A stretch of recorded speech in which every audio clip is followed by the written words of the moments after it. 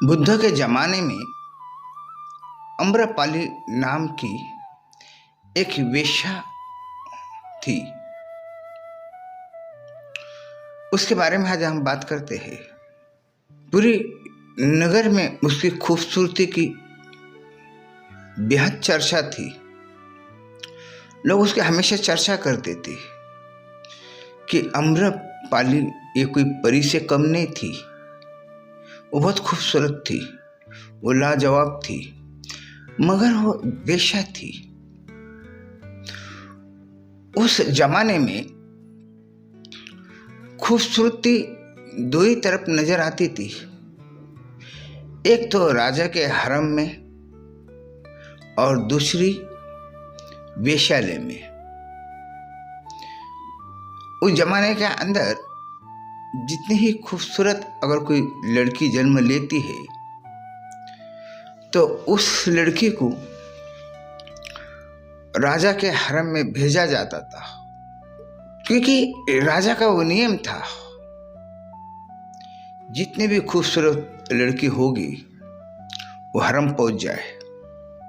अब वो लड़की के माँ बाप भी जब उनको लोग कहते थे कि तुम्हारी लड़की ये हरम के लायक बन गई, अब इससे तुमको राजा अच्छा धन संपत्ति देगा, जमीन जायदाद देगा इस लड़की के बदले, तो लोगों की भी इसी तरह सोच बन गई।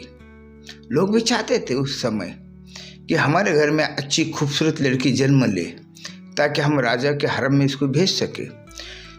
जिनकी भी लड़की राजा के हरम में रहती थी वो लोगों की तो शान और शौकत बढ़ जाती थी, क्योंकि उनकी बेटी तो राजा के हरम में है। जिस तरह आज हम देखते हैं कोई अगर मंत्रालय में काम करता है तो उसका एक दबदबा बन जाता।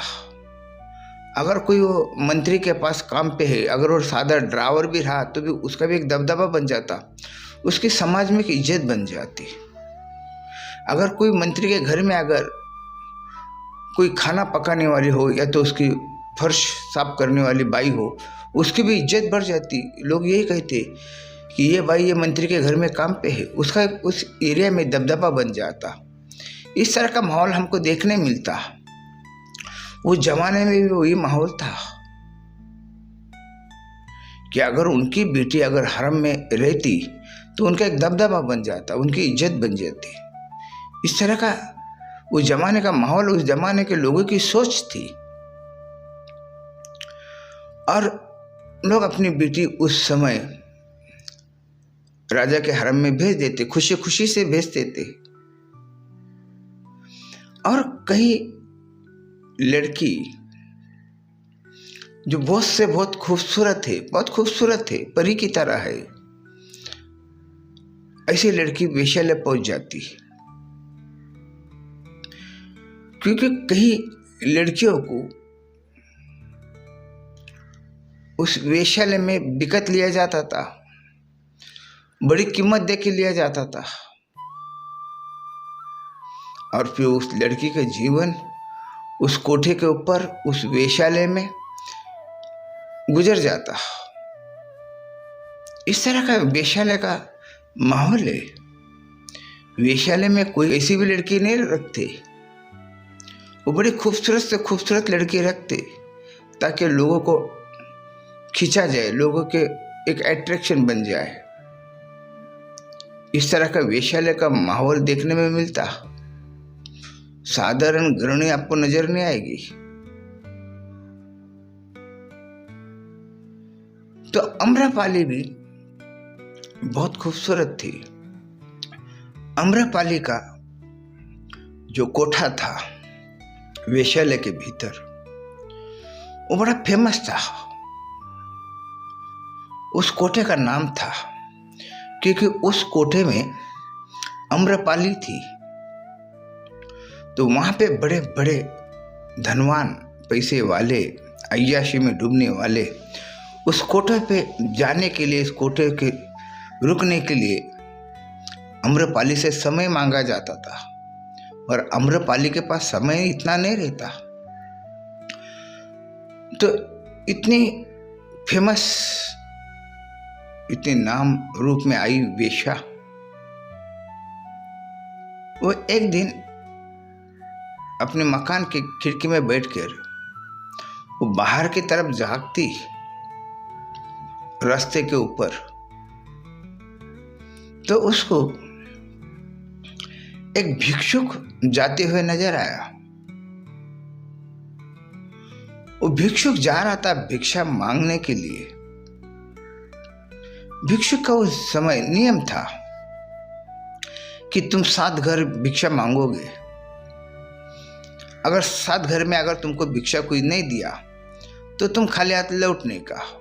1-2 घर में भी अगर आपको भिक्षा मिल जाती और आपके लिए उतना काफी है तो आप फिर आश्रम लौट के आ सकते। 7 के घर 7 मांगने की आवश्यकता नहीं है। इस तरह के उस समय का जो बुद्ध के जो शिष्य थे उनको ये नियम था। आम्रपाली ऊपर खिड़की से देख रही हो कि इतना आनंदित होकर एक भिक्षु वो कैसा रास्ते से चल सकता। वो आनंद में डूबा हुआ था और ऐसा इंसान कभी आम्रपाली ने देखी नहीं थी कि जो उसकी चाल में कैसा लग रहा था, आसमान से उतरा हुआ फरिश्ता चल रहा। उसकी चालें अजीब थी। आम्रपाली के पास कई नौकर चाकर हुआ करते थे, तो उसने अपने 2 नौकर से कही कि ये जो जा रहा है भिक्षुक, आप कुछ भी करो इसको मेरे पास लेकर आओ, मैं इससे बात करना चाहती। तो उस भिक्षुक के पास 2 जन गए और वो भिक्षुक को लेकर आए। भिक्षुक भी सीधा सीधा चला आया और फिर उसको आम्रपाली ने कही, आओ बैठो, बड़े बड़े धनवान आते हैं ऐशो आराम में डूबने के लिए, इश्क में डूबने के लिए, संभोग में डूबने के लिए, मगर मैंने उनके भी शक्ल पे कभी इस तरह का आनंद का भाव, इस तरह से उनकी चाल ढाल मैंने देखी नहीं। आप एक भिक्षुक हो मगर आपकी चाल ढाल एक अजीब लगती, ये ऐसा क्यों? तो उस समय उस भिक्षुक ने कहा, मैं बुद्ध का भिक्षुक हूं और मैं ध्यान धारणा करता हूं। मेरे लिए जो आनंद है वो बाहर की तरफ नहीं है, वो आनंद भीतर की तरफ है। और आपके पास जो लोग आते हैं वो बाहर की तरफ आनंद खोजने वाले आते हैं, उनमें और मुझ में फर्क आपको नजर आता। ये मेरी ध्यान की उपलब्धि है जो आप मुझे इस तरह से देख रहे हो। आम्रपाली ने कही कि भीतर किस तरह से उतारा जाता, मुझे वो देखना है कि मेरी आप सहायता कर सकते हैं। आपको जो चाहिए मैं देने के लिए तैयार हूँ। आपको धन संपत्ति चाहिए तो वो भी मैं देने के लिए तैयार हूँ। आपको अगर मेरे साथ अगर आपको वक्त बिताना है तो भी मैं तैयार हूँ। कि आप भीतर कैसा उतरा जाता, उस आनंद में कैसा डूबा जाता। क्योंकि आम्रपाली भी कई लोगों के साथ जुड़कर, संभोग में जुड़कर उसको ऐसा लगता था कि उसकी आत्मा को कोई दबा रहा, कोई बाहर का व्यक्ति उसकी आत्मा को कुचल रहा। ये कभी कभी वो फील करती थी, उसको लगता था ये क्या है, ये मेरा सौंदर्यवान रूप, बाहर का जो मेरा सौंदर्यवान में जो रूप है वो मेरे भीतर के आत्मा के लिए तो दुश्मन बन गया। मुझे तो सब चीज मिल जाता बाहर से, मगर भीतर से जो आनंद का अभाव है वो कौन भर के निकालेगा। यहां तो कोई सच्चा आशिक नजर आता ही नहीं। ये सोच आम्रपाली में आई। इसीलिए तो आम्रपाली उस भिक्षुक से आग्रह की, आप कुछ समय के लिए मेरे पास रुक जाओ, भिक्षुक ने देखा आम्रपाली के भीतर जो तड़प है, जो उसकी आत्मा तड़प रही, उसने देखा और देखकर उसने कहा, ठीक है, मैं आपके लिए रुक जाता हूँ, मगर मैं जो आश्रम से बाहर निकला वो भिक्षा के लिए निकला था। मेरा इंतजार कर रहे होंगे, मुझे तो जाना होगा। मैं मेरे भगवान से मैं पूछकर फिर आपके पास लौटूंगा।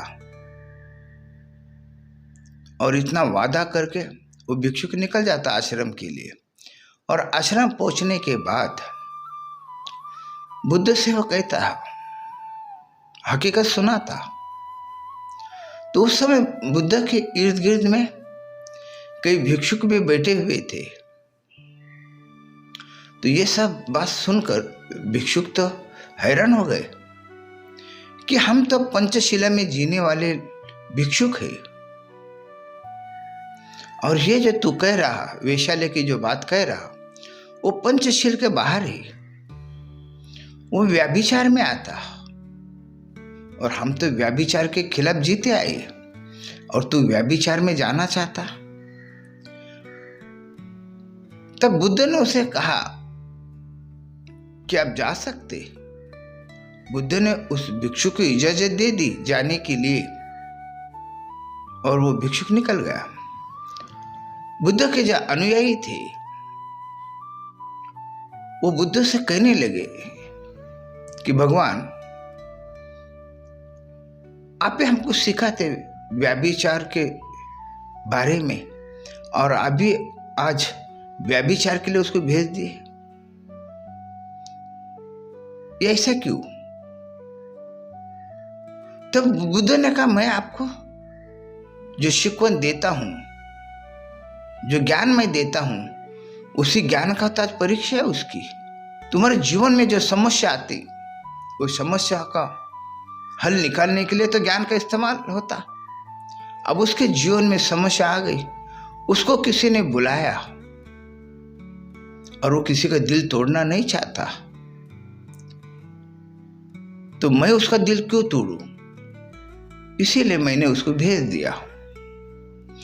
और वो भिक्षुक